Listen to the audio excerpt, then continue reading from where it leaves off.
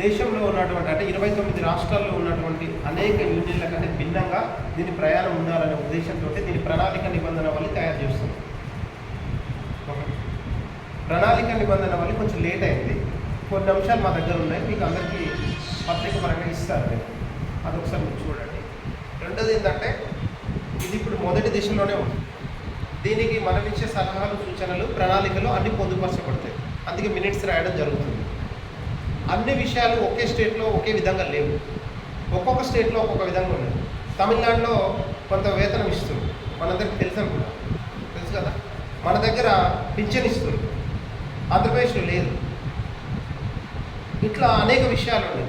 అవన్నీ కూడా మాట్లాడడం కోసం, ప్రశ్నించడం కోసం మన దగ్గర ఏమేమి వస్తున్నాయి, అసలు ఏమేమి సమస్యలు ఉన్నాయి. ఇప్పుడు అన్న మాట్లాడండి, 30 సంవత్సరాల సీనియారిటీ ఉంది అన్న, అనేక ఉద్యమాలలో పనిచేసింది. కరీంనగర్ జిల్లా అంటేనే ఉద్యమాల పురిటిగడ్డ. తెలంగాణలో ప్రపంచ దేశాలు గుర్తించగలిగేటువంటి నల్లగొండ, వరంగల్, కరీంనగర్, ఆదిలాబాద్, నిజామాబాద్ ఈ ప్రాంతాలంటేనే విప్లవకారులకు పుట్టిన ఇల్లు అని చెప్తారు. ఉద్యమాలన్నీ ఇక్కడే మొదలైతాయి అని చెప్తారు. అలాంటి ఉద్యమ బీజాలు వేసుకున్న మనం, మన ప్రాంతం, మన గడ్డ, తెలంగాణ వాసులుగా మేము మొన్న విజయవాడలో, వైజాగ్లో మీటింగ్ పెట్టడానికి వెళ్తే అలా తెలంగాణ వాళ్ళు ఆంధ్రప్రదేశ్కి వచ్చారు. ఆంధ్రలో మీటింగ్ పెట్టారు విశాఖపట్నంలో. వాళ్ళు ఏ నక్సలైట్ గ్రూప్కి సంబంధించిన వాళ్ళు, ఏ విప్లవ పార్టీకి సంబంధించిన వాళ్ళని మమ్మల్ని క్వశ్చన్ చేశారు, పట్టుకొని అడిగారు. మేము చెప్పాము, డెమోక్రటిక్ జర్నలిస్ట్ యూనియన్ అనేది ఆ పదంలో ప్రజాస్వామ్యం ఉండొచ్చు, కానీ ఏ యొక్క విప్లవ సంస్థలకు కానీ, ఏ యొక్క విప్లవ పార్టీలకు కానీ సంబంధం లేదు. మీరు ఎక్కడ ఏ భూతద్దాన్ని వీటిని చెక్ చేసుకోవచ్చు. గత జీవితాలు, గత జీవన విధానాలు వేరు ఉన్నప్పటికీ ప్రస్తుతము భవిష్యత్తు ఏంటి అని చూడండి అని చెప్పడం జరిగింది. కాబట్టి అక్కడ చాలామంది మనతో పాటు ఒక 200 మంది ప్రయాణంలో ఉన్నారు. అక్కడ రాష్ట్ర కమిటీ 13 మందితో రాష్ట్ర కమిటీ ఉంది. 2 రోజులు వర్క్షాప్ నిర్వహిస్తే ఇక్కడి నుంచి కూడా కొంతమంది వచ్చారు. మిత్రులు అన్న వాళ్ళు పంపించారు కొంతమందిని, అక్కడికి వచ్చారు. 2 డేస్ మనం విత్ భోజనాలతో సహా 2 రోజులు వర్క్షాప్ నిర్వహించడం.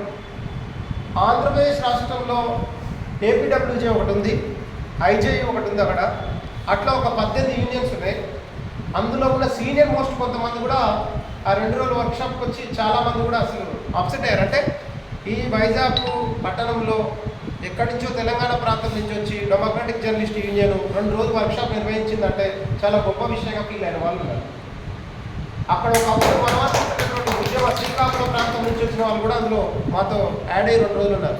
సీనియర్ మిత్రుడు 45 సంవత్సరాలు ఆయన, ఆంధ్రజ్యోతి నుంచి, ఈనాడు నుంచి మొదలుకొని ఇప్పటి వరకు కూడా సాక్షి పేపర్లో పనిచేస్తున్నటువంటి మిత్రుడు, ఒక 40 సంవత్సరాల సీనియరు.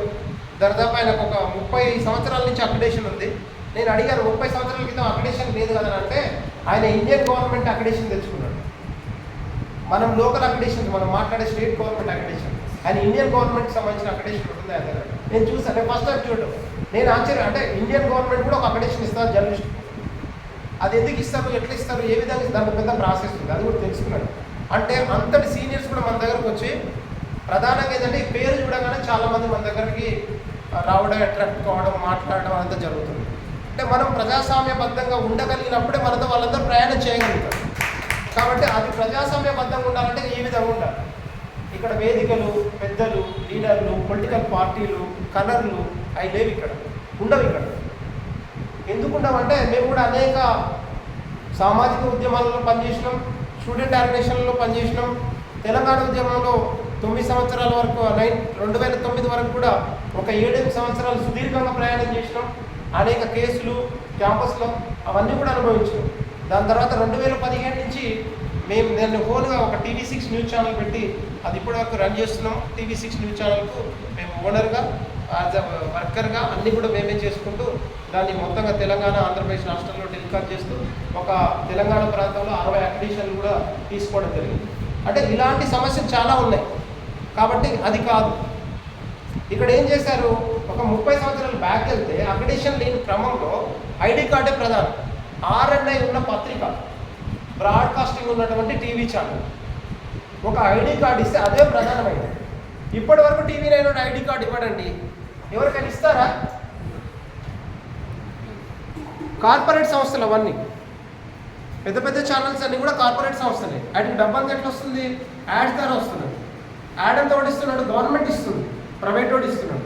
అంటే కార్పొరేట్ సంస్థల్లో మనం పనిచేస్తున్నప్పటికీ మనకు ఒక ఐడి కార్డు ఇవ్వండి. ఈరోజు అక్రిడేషన్ తీసుకొచ్చింది. అక్రిడేషన్ ఎవరి ప్రయోజనాల కోసం తెచ్చింది? పాలకుల ప్రయోజనాల కోసం, అంటే గవర్నమెంట్ ప్రయోజనాల కోసమే అక్రిడేషన్, అంతే తప్ప మన కోసం కాదు. మన కోసం అని చెప్పేది ఏది? మనకున్న హెల్త్ కార్డు ఎక్కడ ఉపయోగపడుతుంది? రైల్వే పాస్ ఎక్కడ ఉపయోగపడుతుంది? టోల్గేట్ ఎక్కడుంది? టోల్గేట్ జీవో వచ్చి 4 సంవత్సరాలు దాటింది, 4 నుంచి 5 సంవత్సరాలు జీవో వచ్చి అది ఎక్కడ ఆగింది? సెంట్రల్ గవర్నమెంట్లో ఆపి ఇప్పటివరకు కూడా దాన్ని అమలు చేయలేదు. ఇక బస్ పాస్ విషయానికి వస్తే అరాకొరా ఉపయోగించుకుంటాం. అసలు బస్సు మీద తిరిగే వాళ్ళం ఎంతమంది ఉన్నాం మనం? ఈరోజు ఒక 10 సంవత్సరాలు ఎంత తిరిగినాం? 10 సంవత్సరాలు 15 సంవత్సరాల క్రితం బస్సులో తిరిగినాం. కానీ ఈరోజు ప్రతి ఒక్కరికి బండి ఉంది. బస్ పాస్ ఏమాత్రం ఉపయోగపడుతుంది? ఫ్యామిలీకి హెల్త్ కార్డు ఎక్కడ ఉపయోగపడుతుంది? అంటే ఇవన్నీ కూడా ఒక అక్రిడేషన్, ఒక ఐడి కార్డుకి లింక్ పెట్టి, ఐడి కార్డు ఉన్నవాడు జర్నలిస్ట్ కాదు, అక్రిడేషన్ ఉంటే జర్నలిస్ట్. అసలు జర్నలిస్ట్ అంటే ఎవరు? ప్రశ్నించి వార్తను రాసి ప్రజలకు విషయాన్ని తెలియజేసేవాడే జర్నలిస్ట్, అంతే కదా? మరి ఇంత ఉన్నప్పటికీ మనం జర్నలిస్ట్గా ఎందుకు గుర్తించలేకపోతున్నాం? ప్రభుత్వాలు మనం ప్రశ్నించట్లేము. ఫస్ట్ అసలు మనం వార్తగా రాయట్లేము. ఈరోజు ఒక ఎమ్మెల్యే ఆడు పిఏకి చెప్పి మనం కార్లెక్కించుకొని మీటింగ్ దగ్గర తీసుకుపోయి ఆడ మందు తాపించి 500 జేబులో పెట్టి ఒక వార్త రాసిస్తే దాన్ని తీసుకొచ్చి పేపర్లు వేస్తున్నాం. ఇది జరుగుతుందా లేదా? ఇక్కడ ఏ పోలీస్ భయపడతాడు? ఏ పొలిటికల్ లీడర్ భయపడతాడు? ఏ జర్నలిస్ట్ మనకు రెస్పెక్ట్ ఇస్తాడు? మనం వార్త రాస్తే, మనం వాళ్ళ బండి ఎక్కకపోతే, మన ఇంట్లో మనం కూర్చుంటే, మన ఆఫీస్లో మనం కూర్చొని రాస్తే ఆటోమేటిక్గా వాడు మన ఆఫీస్కి వస్తాడు, లేదా మన ఇంటికి వస్తాడు, లేదా ఒక కేసు అవుతుంది. అంతకంటే ఎక్కువ కాదు కదా. కేసులు అయ్యి జైలు పాలయ్యి చంపేయబడిన వాళ్ళు ఎంతమంది లేరు? జర్నలిస్టులకు చరిత్రలు లేవా? సమాజంలో మనమంటూ ఒక ప్రత్యేకమైనటువంటి వ్యక్తులుగా మనం ఉన్నప్పుడు మనం ఎందుకు ప్రశ్నించలేకపోతున్నాం? అంటే ఒక భయం. ఏం భయం? పొలిటికల్ నాయకులు ఎక్కడ దాడి చేస్తారు, పోలీసులు ఎక్కడ కేసులు పెడతారు. 100 మంది జర్నలిస్టు ఒక పోలీస్ స్టేషన్ కూడా నిలబడితే బయటికి రాడా జర్నలిస్టు? అదే లేదు మన దగ్గర. అన్నాడు వెళ్ళాక ఏమన్నాడు? లక్ష్మీనారాయణ అన్న, అల్లం నారాయణ సార్, ఆయన చరిత్ర చూస్తే ఉద్యమాలే. ఆయన చరిత్ర అంతా ఉద్యమాలకు ఉంటాయి, వేరే ఏం లేదు. ఆయన ప్రాంతం కూడా ఉద్యమాలకు సంబంధించింది. కానీ అనివార్య కారణాల వల్ల, అక్కడున్న భౌతిక పరిస్థితుల వల్ల ఆయన మారిపోయిందంటే మార్చబడింది. ఎవరు మార్చబడింది? పాలకులు మార్చబడింది. ఆయన గుణాత్మకంగా మారలేదు, కానీ పరిణామాత్మకంగా మారవలసి వచ్చింది, మారిండు. కానీ తన వెనక ఉన్నటువంటి మనందరం కూడా తన సైనికుల్లో పనిచేస్తున్నప్పుడు మన సైన్యం అంతా కూడా నిలబడగలుగుతాడు. అది నిలబడ్డా లేదా అనేది వాళ్ళ యూనియన్ వాళ్ళు చూసుకుంటే మనకు అవసరం లేదు. వేరే యూనియన్ మనం ప్రశ్నించడానికి అయితే రాలేదు. మనం ఏం చేద్దాం, మనం ఏం చేయాలనుకుంటున్నాం, ఉన్న యూనియన్స్కు మనకు డిఫరెన్స్ ఏంటి అనే దానికోసమే మనకు ఒక ప్రణాళిక ఉంది, దానికి ఒక ముసాయిదా ఉంది, దానికి కార్యాచరణ ఉంది, క్రమశిక్షణ ఉంది. మనం ఎట్లా ముందుకెళ్ళాలి, దీంట్లో మెంబర్షిప్ అయితే ఏం జరగాలి, తర్వాత యూనియన్ నుంచి ఒక మెంబర్కి ఉండే బెనిఫిట్స్ ఏంటి, హక్కులు ఏంటి, అంటే ఇతర యూనియన్లకు ఉన్నటువంటి ఏంటి, మనకున్నది ఏంటి, అవన్నీ విషయాలు కూడా సమగ్రంగా మీతో నేను మాట్లాడతాను. చివరిలో అందరూ మాట్లాడండి. అన్ని అభిప్రాయాలు వచ్చిన తర్వాత అన్నిటికీ ఒక్కొక్క దానికి ఎక్స్ప్లెయిన్ చేసుకుంటూ డెమోక్రాటిక్ జర్నలిస్ట్ యూనియన్ ఏం చేయబోతుంది, దేశంలో ఎలాంటి మార్పు తీసుకురావాలనుకుంటుంది, జర్నలిస్టులకు శిక్షణ తరగతులు ఎందుకు నిర్వహించాలి, అసలు ఎక్కడైనా నిర్వహిస్తున్నారా? తెలంగాణ గవర్నమెంట్ మొన్న షోకాల్ నోటీస్ ఒకటి చేసింది. టీఆర్ఎస్ గవర్నమెంట్ ఉన్నప్పుడు అన్ని జిల్లాలలో జర్నలిస్టులకు శిక్షణ తరగతులు ఇవ్వాలని పెట్టారు, చేశారు. కానీ ఎంతమేరకు చేశారు?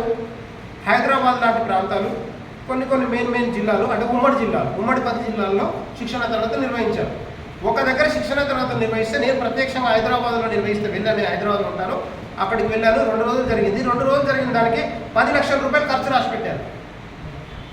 ఏం పెట్టారు? 2 రోజులు చికెన్ బిర్యానీ పెట్టారు.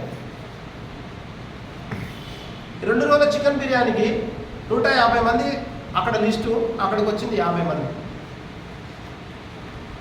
150 మంది లిస్ట్ అయితే అక్కడ ఉంది కదా, 50 మంది అటెండ్ అయ్యారు కదా. అదే అల్లం నారాయణ వేదిక మీద ఉన్నాడు, ఇంకా కొంతమంది మిత్రులు ఉన్నారు, వాళ్ళందరూ కూడా అక్కడ ఉన్నారు. మేము అందరం కూడా కలిసాం. అల్లం నాకు కూడా పరిచయమే, అక్కడ ఉన్నట్టు హైదరాబాద్లో ఉన్నటువంటి అందరూ కూడా పరిచయం, వీరాంతరి వాళ్ళు కూడా పరిచయమే. యాక్చువల్గా మేము ఇంత సీరియస్గా ఎందుకు స్ట్రగుల్ చేయాల్సి వస్తుందంటే, మొన్న ఢిల్లీలో జరిగినటువంటి దాడి జర్నలిస్టులకు, అక్టోబర్లో ఒక దాడి జరిగింది.